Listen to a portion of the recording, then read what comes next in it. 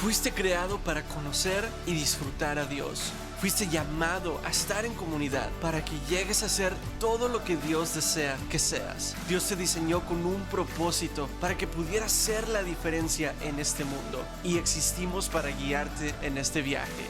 Graceway.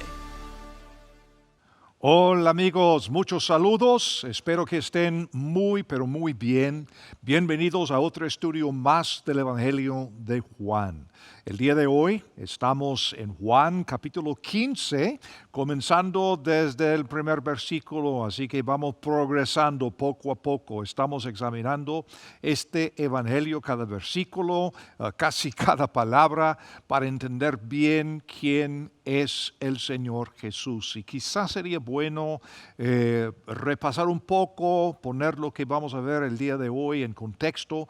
Hoy estamos hablando de fruto, cómo tener fruto en nuestras vidas, cómo realizar el propósito que Dios tiene para nosotros. Así que todo esto lo vamos a hacer, pero quizá vale la pena reconocer el propósito de Juan en haber escrito este evangelio, porque en capítulo 20 Juan nos dice cuáles han sido sus dos propósitos.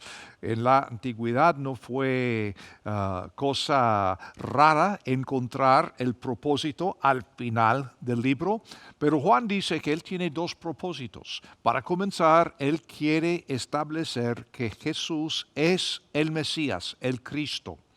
Y el segundo propósito es establecer que creyendo en Él es posible tener vida y vida eterna. Y por eso la estructura de Juan es muy diferente a los otros tres evangelios. Juan establece 7 milagros que hizo el Señor Jesucristo. Ahí en capítulo 20, Juan dice que Jesús hizo muchas cosas, muchas señales, muchos milagros, pero escogido, dice Juan, estos 7 con el propósito de establecer bien la identidad de Jesús. Él es el Mesías.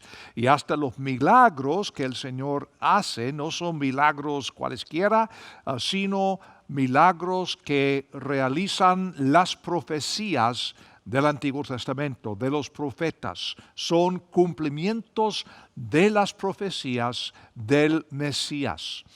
Y por eso, 7 milagros únicamente en el Evangelio de Juan. Otro factor único en el libro de Juan es que desde el capítulo 13, todo enfoca las últimas horas del Señor Jesús sobre la tierra.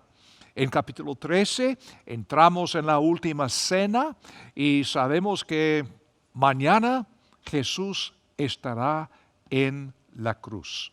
Así que Juan pasa mucho tiempo estableciendo el milagro más grande de todos, que es la obra de Jesucristo en su crucifixión, su sepultura y su resurrección, para tener más o menos una idea del contexto. Así que ahora estamos iniciando el estudio del capítulo 15. El día de hoy vamos a llegar más o menos al versículo 17, pero vamos a comenzar con los 5 primeros versículos. Juan 15, versículo primero. Yo soy la vid verdadera, y mi Padre es el labrador. Toda rama que en mí no está llevando fruto, la quita. Y toda rama que está llevando fruto, la limpia para que lleve más fruto. Ya ustedes están limpios por la palabra que les he hablado. Permanezcan en mí y yo en ustedes. Como la rama no puede llevar fruto por sí sola si no permanece en la vid, así tampoco ustedes si no permanecen en mí. Yo soy la vid, ustedes las ramas. El que permanece en mí y yo en él, éste lleva mucho fruto. Pero separados de mí, nada pueden hacer. Ahora, si uno ha leído un poco la Biblia, es muy posible que reconoce que la figura de la vid y las ramas ilustra verdades importantes y en el Antiguo Testamento Israel como vid es una figura muy, pero muy común. Pero aquí en el Nuevo Testamento Jesús dice que Él es la verdadera vid. Tú y yo somos las ramas y el Padre Celestial es el labrador cuidando las ramas de la vid. Y dice Jesús además que el Padre hace eso para que las ramas tengan fruto. Y cuando damos fruto, Él nos limpia para que demos más fruto. A propósito, limpiar, este verbo que tenemos acá, es la misma palabra que Jesús utiliza en Juan 13, versículo 10, lavando los pies de sus discípulos. Así que, y estamos en el mismo contexto. Así que el Señor Jesús está enseñando, como digo, muchas verdades fundamentales e importantes. Ahora, ¿cómo es que Dios nos limpia? Pues aquí en este pasaje que hemos leído, versículo 3, lo hace por su palabra, la palabra de Dios. Y por eso, amigos, tenemos que estar constantemente bajo la lectura y la enseñanza de la palabra de Dios. Ahora, ¿qué podemos hacer o qué debemos hacer para dar fruto? Porque podemos ver que este es el deseo del Padre. El Padre quiere sobre todo que demos fruto. Entonces, ¿qué tenemos que hacer? Asistir a la iglesia, estudiar la Biblia, orar, servir, trabajar. No. Por la palabra recibimos la limpieza necesaria, pero para llevar fruto, ¿qué tenemos que hacer? Una palabra: permanecer. Permanecer. Viene de una palabra griega, meno, una palabra importante porque aparece 120 veces en el Nuevo Testamento. Permanecer. Ahora, no siempre se traduce como permanecer, sino dependiendo de la traducción que estás leyendo, se traduce también como, por ejemplo, quedar, reposar, morar, continuar, endurecer, para que tengan idea del significado de este verbo, permanecer en este caso. Estoy leyendo de la Reina Valera 2015, así que es posible que la traducción que estás leyendo, aunque sea una muy buena traducción, es un poco diferente porque, como sabes, no hay traducción posible palabra por palabra, porque cada idioma es diferente, pero los traductores hacen una labor excelente tratando de darnos equivalentes en nuestro propio idioma, y por eso muchas veces tienen que traducir la palabra de esta forma en cierto contexto y de otra forma en otro contexto para captar el sentido original de los autores. Pero la idea es esta: quedarnos donde permanecemos, en nuestra vivienda, nuestra casa, nuestra morada. Pertenecemos a Jesús. Hemos de permanecer en Él y no debemos estar vagando por ahí, sino quedarnos en Él. Es muy interesante que en esta plática del Señor Jesús, esta enseñanza, del versículo 4 al versículo 10, la palabra permanecer en una forma u otra se encuentra 10 veces en este espacio tan chico. Ahora, la idea también es entender que sin Él no podemos hacer nada. Otra vez el versículo 4 y 5. Permanezcan en mí y yo en ustedes. Como la rama no puede llevar fruto por sí sola si no permanece en la vid, así tampoco ustedes si no permanecen en mí. Yo soy la vid y ustedes las ramas. El que permanece en mí y yo en él, éste lleva mucho fruto. Pero separados de mí, nada pueden hacer. Les pregunto, ¿de verdad creemos esto? Y seguramente muchos están pensando o diciendo en voz alta, sí, amén, aleluya, así es. Cuidado. ¿De veras creemos y vivimos esta verdad? ¿Podemos hacer nuestro trabajo sin Él? ¿Puedo aprobar ese examen mañana solamente por haber estudiado mucho? ¿Puedo tener un buen matrimonio porque soy un tipo muy bueno, moral, espiritual? ¿Puedo criar a mis hijos porque soy un buen padre? Escuchen, separados de mí, nada pueden hacer. Si piensas en Jesús, solamente 1 o 2 horas el domingo en la congregación, me parece a mí que si así es, no estamos creyendo bien. Y si no hay fruto en mi vida, ¿qué pasa? Es evidencia de no estar permaneciendo en Cristo. Versículo 6 dice, si alguien no permanece en mí, es echado fuera como rama y se seca, y las recojan y las echan en el fuego y son quemados o quemadas. Ahora, aquí alguien va a decir, por eso digo que la salvación se puede perder. No, ni es el contexto. Jesús está hablando con sus discípulos y dice que ya están limpios. Así que no estamos hablando de la salvación en este contexto. Estamos aquí hablando de ramas que no tienen vida desde un principio. Pero ustedes, dice el Señor, son limpios. Estamos hablando de ramas que nunca tenían vida. Un par de ejemplos. Primer ejemplo, Mateo capítulo 3, vamos a comenzar en versículo 7.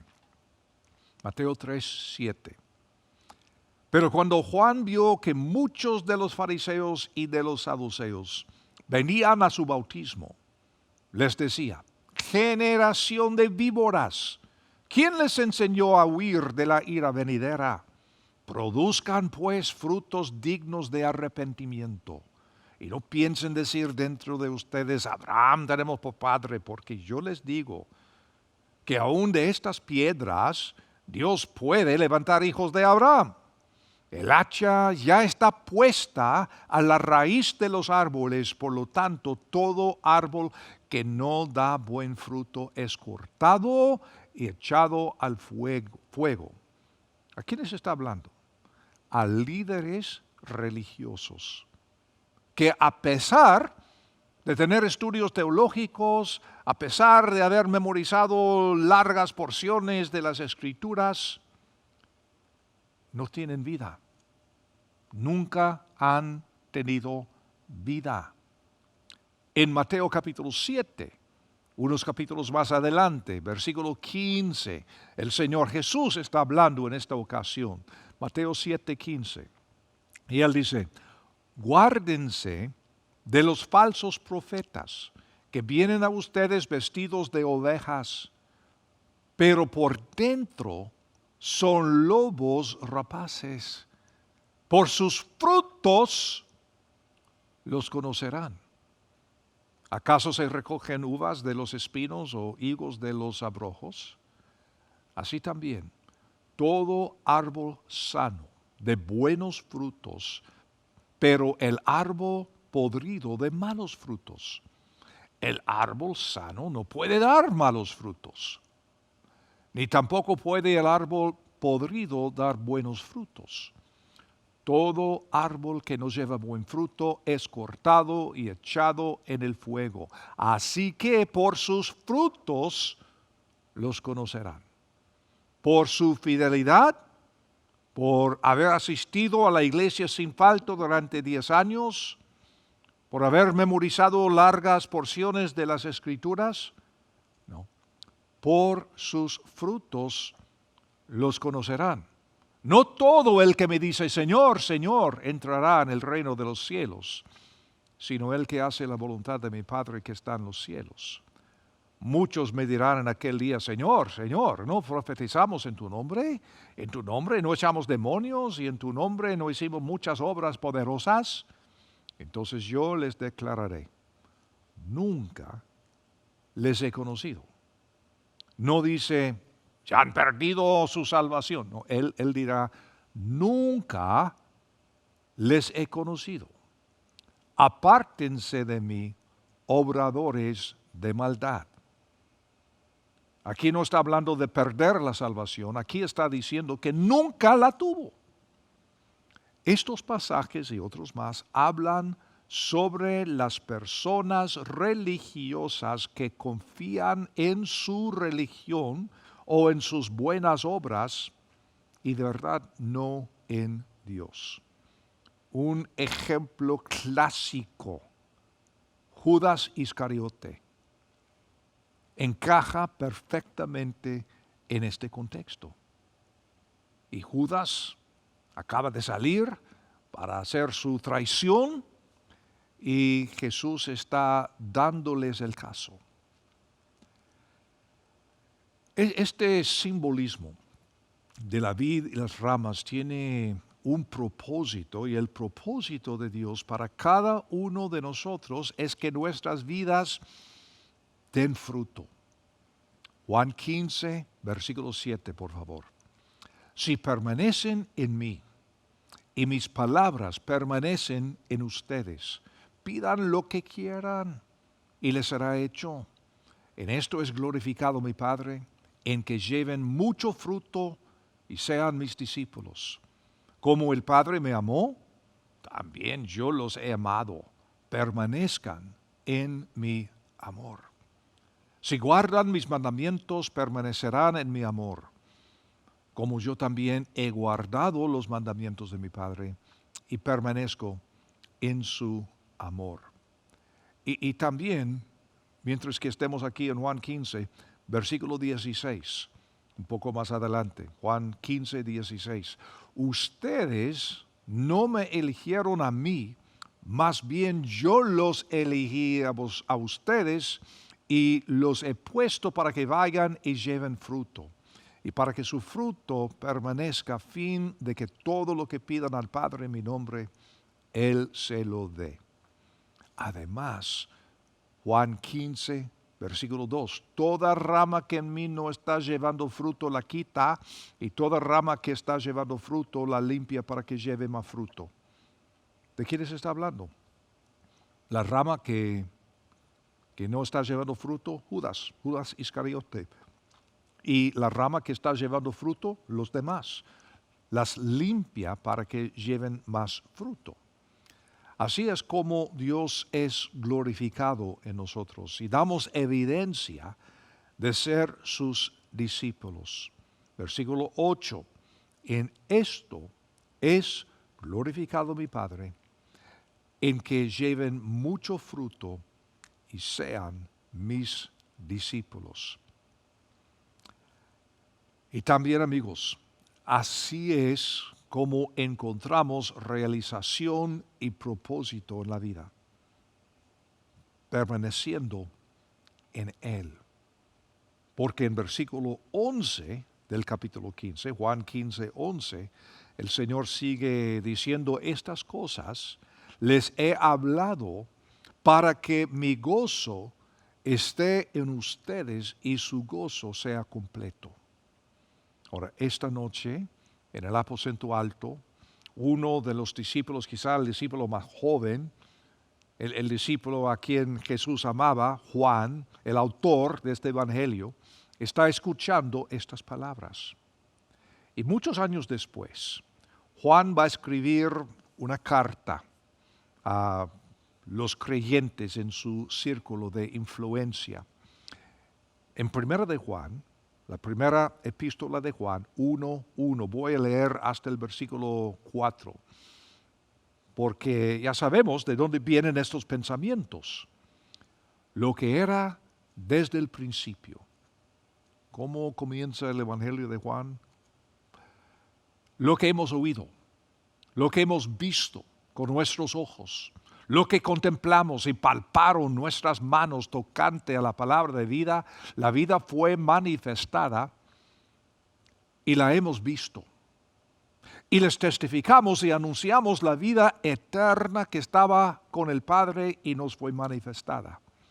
Lo que hemos visto y oído, lo anunciamos también a ustedes, a tú, a yo, a mí,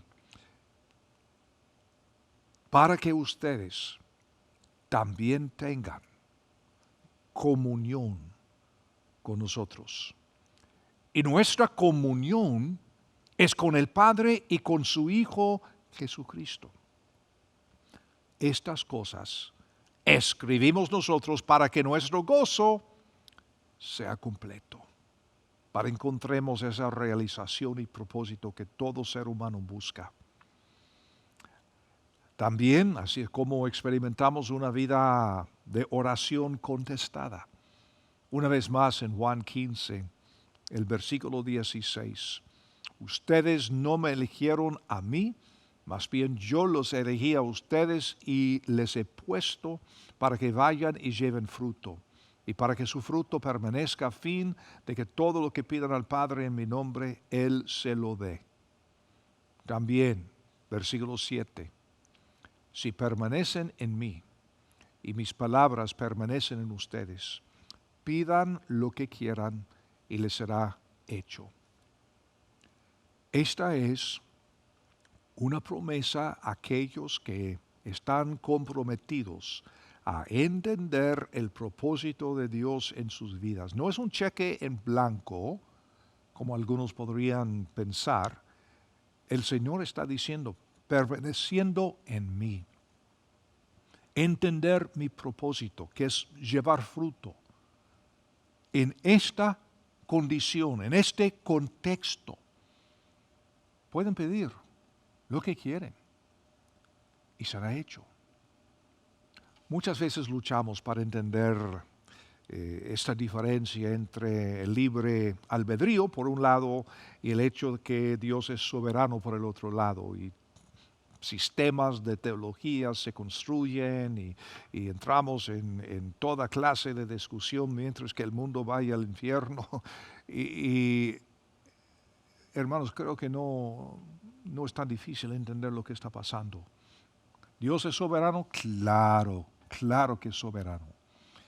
Pero Dios nos dio libre albedrío, eso sí, también, porque solamente hay dos opciones, o nos da libre albedrío, o somos máquinas, somos una especie de robot y respondemos a los programas que escribe Dios en el cielo.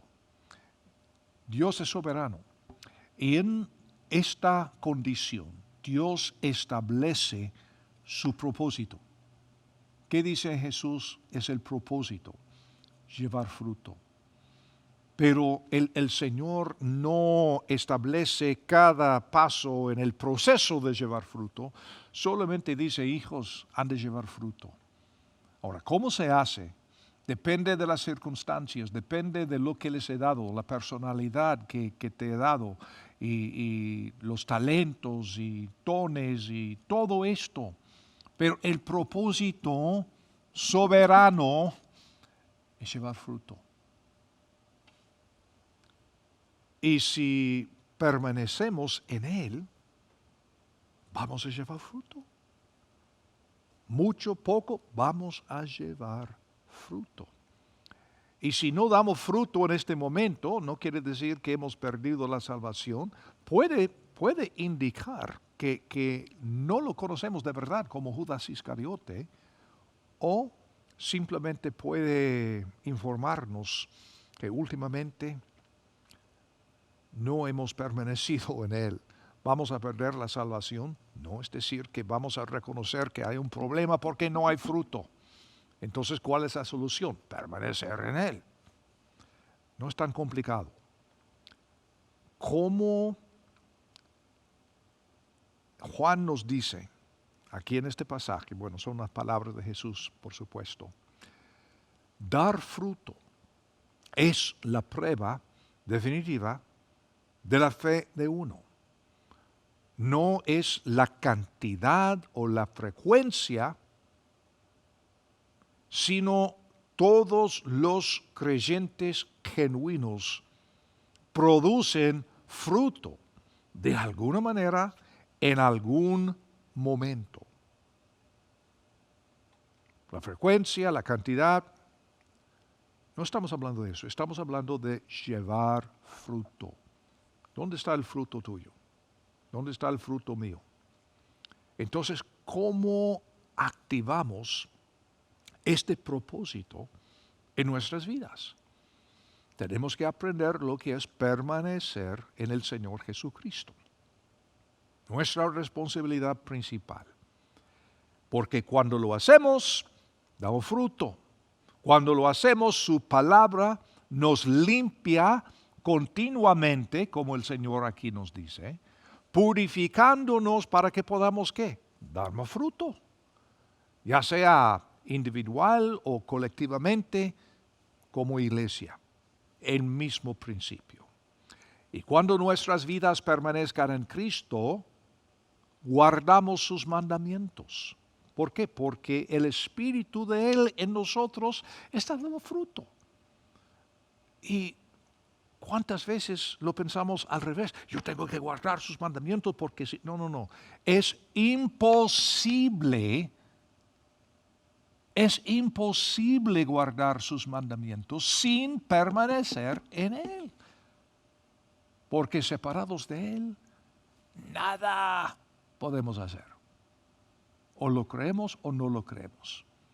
Y si lo creemos, entonces es como les digo acá, permaneciendo en Cristo, guardamos sus mandamientos. ¿Por qué? Porque estamos viviendo de acuerdo con sus enseñanzas, porque su espíritu dentro de nosotros está controlando nuestras vidas.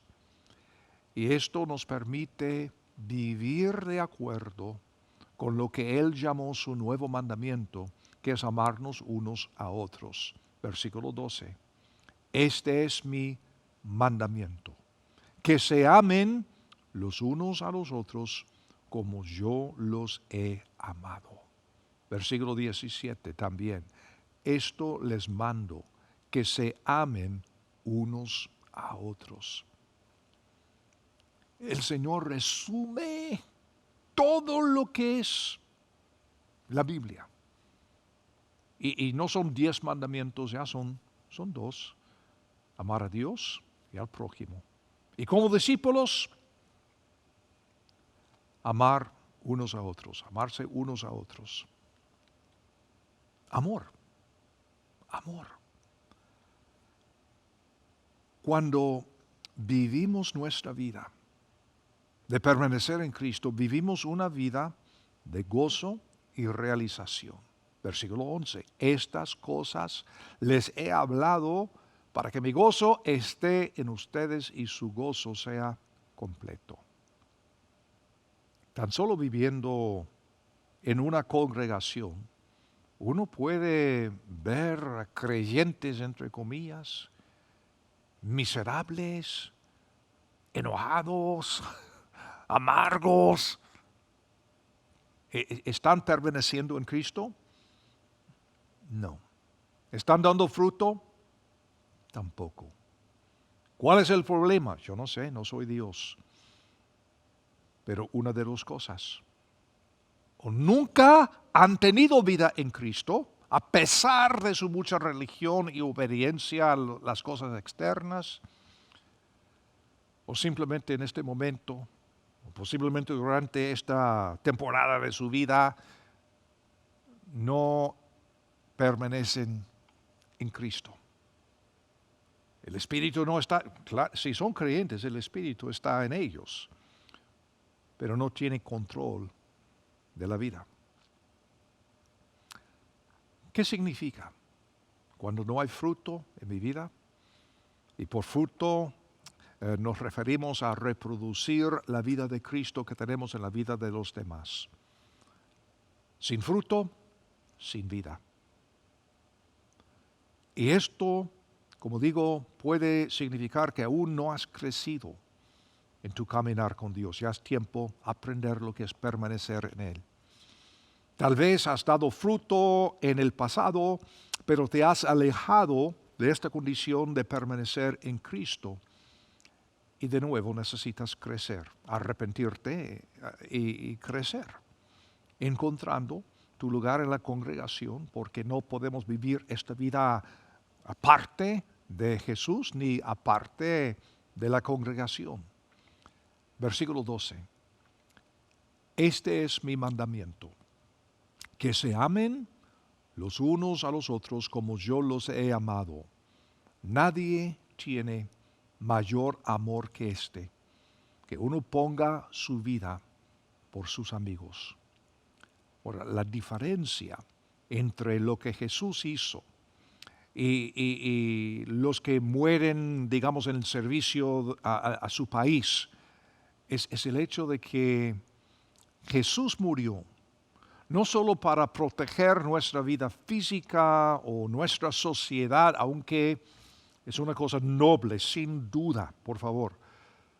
Pero Él murió para ser el sustituto de nuestros pecados y se levantó de nuevo de entre los muertos para conquistar de una vez el pecado y la muerte. Esto es lo que hizo el Señor Jesús.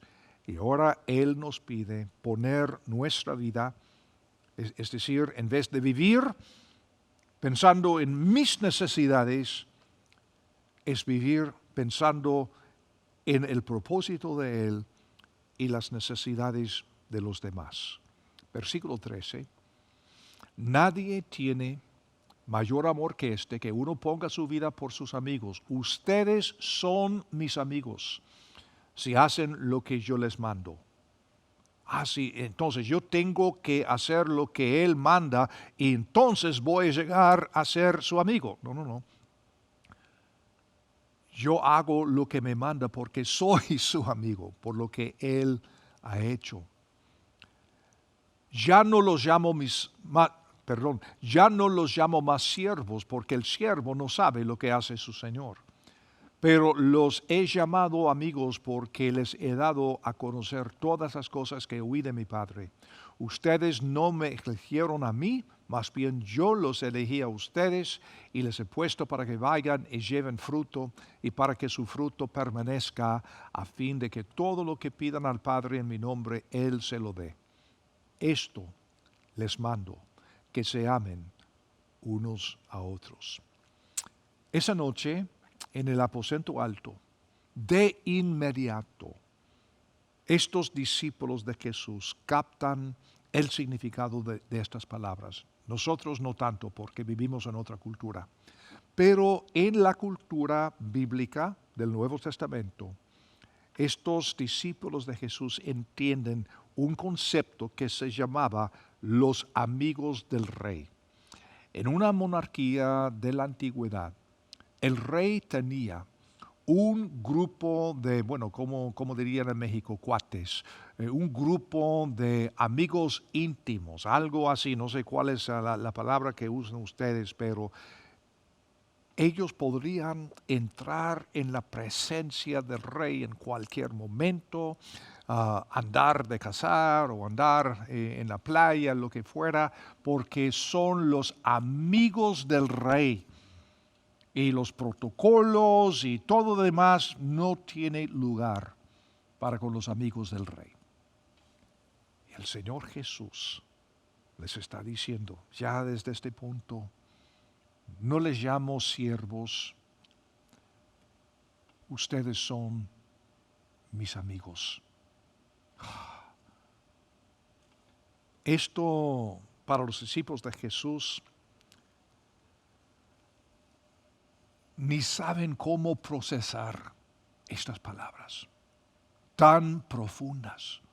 Porque si creen que Jesús es el Mesías, el Rey prometido, el Señor les está diciendo, ya no son mis siervos, son los amigos del Rey.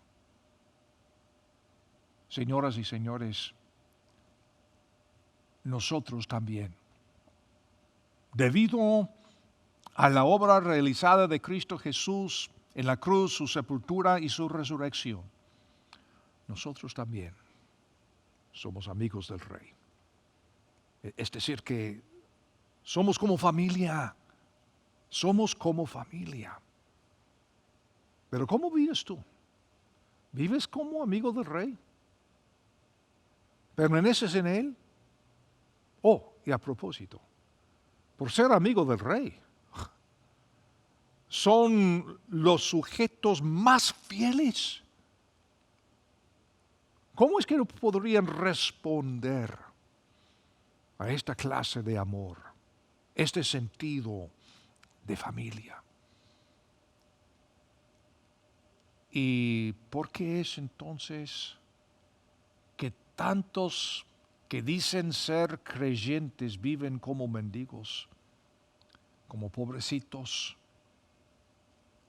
Aquí no estoy hablando del evangelio de la prosperidad, como a veces se dice, no, nada que ver. Porque estamos con Él, en persecución, momentos de abundancia, en tribulación, en dolor o en gozo, en cualquier momento estamos con Él. Somos sus amigos y podemos pedirle cualquier cosa según su propósito, según su reino. Y el Rey dice, por supuesto que sí. Como digo, no es un cheque en blanco, es entender quién es Él y cuál es su propósito. Su propósito no es necesariamente darnos nueva casa, carro del año. No, su propósito es que llevemos fruto. Y si Él está en nosotros y nosotros en Él, y si estamos permaneciendo en Él, nosotros entendemos el propósito que es llevar fruto. Y no es decir que todos vamos a salir misioneros, pastores, diáconos, maestros. No. Todos nosotros que somos creyentes, no importa si soy banquero, si soy ingeniero, si soy científico, campesino, labrador, albañil, maestro, soy amigo del Rey. Y en la vocación, en el llamamiento que Él me ha dado a mí, estoy en esto, ¿para qué? Para llevar fruto. Es decir, para tomar de la vida que yo he recibido de Él y dar esta vida a mi prójimo, a otros más. Y en este proceso, si necesitas algo, puedes pedírselo, porque eres amigo del Rey. Y Él te lo da, porque es su propósito.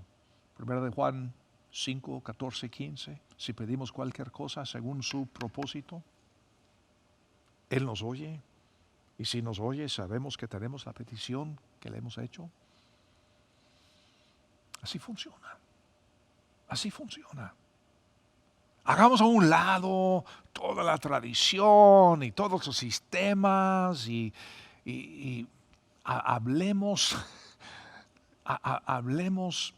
de lo más fundamental de lo que es ser creyente.